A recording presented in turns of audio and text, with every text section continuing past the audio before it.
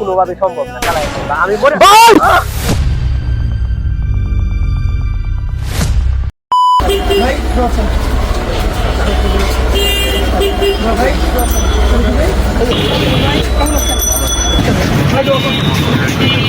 সবার কাজ বুঝাই দিছি যে যার মতো কাজ করবা, ঠিক আছে? এই আসনে অনেক বুট আছে, আমাদের তো বেশি বুট দরকার নাই, আমাদের 400-500 বুট হলেই কিন্তু আমাদের এনাফ। আমরা প্রথমবারের মতো যদি 400-500 বুট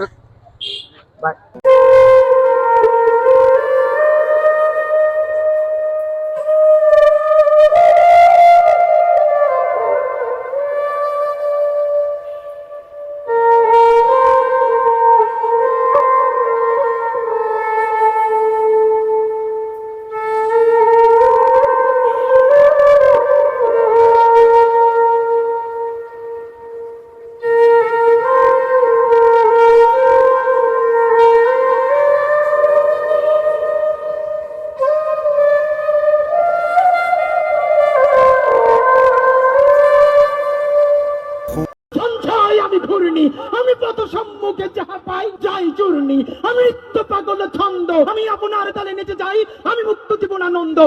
আলহামদুলিল্লাহ জুম্মা নামাজ পড়লাম, এখন তোমার কাজ হচ্ছে বাকি যে ছেলেগুলি আছে ওদের কিছু খবর দাও। আমরা দুপুরে খাবারের পরে আমরা নির্বাচনী প্রচারণাতে নেমে যাবো। ওকে, তুমি আগে সবাইকে বলছো। হ্যাঁ, আসো। যাবে। আমার কিন্তু এই দেশটা নিয়ে অনেক স্বপ্ন, আমি যদি নাও থাকি, আমি যদি মরেও যাই, তোমরা কিন্তু এই দেশের হাল ছাড়বা না ইনশাআল্লাহ ভাই। আমরা এই দেশের ভবিষ্যৎ, আমরা ভাই ইনশাআল্লাহ অবশ্যই দেশটা জয়। আমরা কখনোই এই দেশটা কিন্তু আমাদেরই এই দেশটা করতে হবে। এই দেশটা যদি আমরা না করি তাহলে এই যে দেশটা গড়া কোনোভাবে সম্ভব না চালাই আমি মনে আমি তো অনেক জায়গায় বলেছি এটা তো মিছিল হচ্ছে অন্যায়, সেই মিছিলের সামনে আমি আছি, কোনো একটা বুলেট এসে আমার বুকটা হয়তো বিদ্ধ করে দিয়েছে এবং সেই মিছিলে আমি হাসতে হাসতে আমি শহীদ হয়ে গেছি। আমরা যে হয়েছে যে মিছিলের জন্য পাঠিয়েছিলাম সাকসেস করতে বাইরে তাড়াতাড়ি কল দেখো এরা খালাই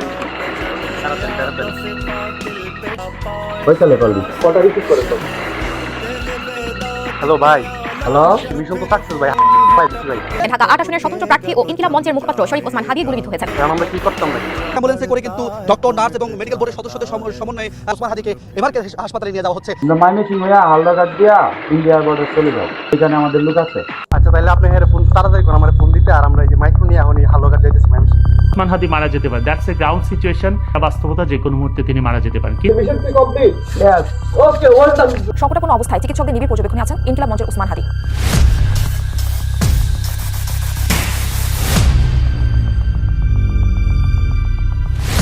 টানা 7 দিনের লড়াই শেষে লাল সবুজের কফিনে নিথর দেখে বাংলাদেশে ফিরছেন ইনকিলাব মঞ্চের মুখপাত্র শরীফ ওসমান হাদি। হ্যালো ভাই, আমরা তো একদম সুরঙ্গের পাশে চলে এসেছি, আপনি কোথায়? হ্যাঁ হ্যাঁ, এখানে এখানে। এই চলো চলো।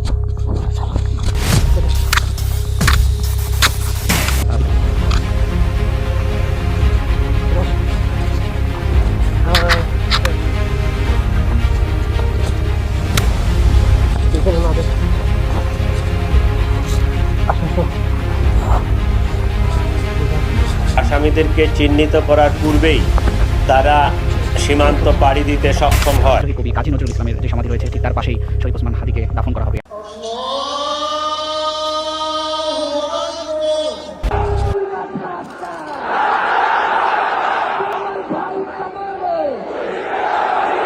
যদি তুমি চুপ থাকো তবে তুমি বেশ, যদি তুমি কথা বলো তবে তুমি শেষ। এদেশে কুকুর বিড়ালের ট্রেন্ডের ভিড়ে চাপা পড়ে যায় মানুষের লাশ। হাদি ভাই বলেছিল, আমাকে যদি কেউ মেরে ফেলে তাকে ধরে বিচারটা কইরেন। বাংলার মানুষকে আদৌ এই বিচার দেখতে পারবে, নাকি আবরার ফাহাদদের মতো রচিত হবে আরো একটি অসমাপ্ত মহাকাব্য? উই ওয়ান্ট জাস্টিস ফর হাদি ভাই।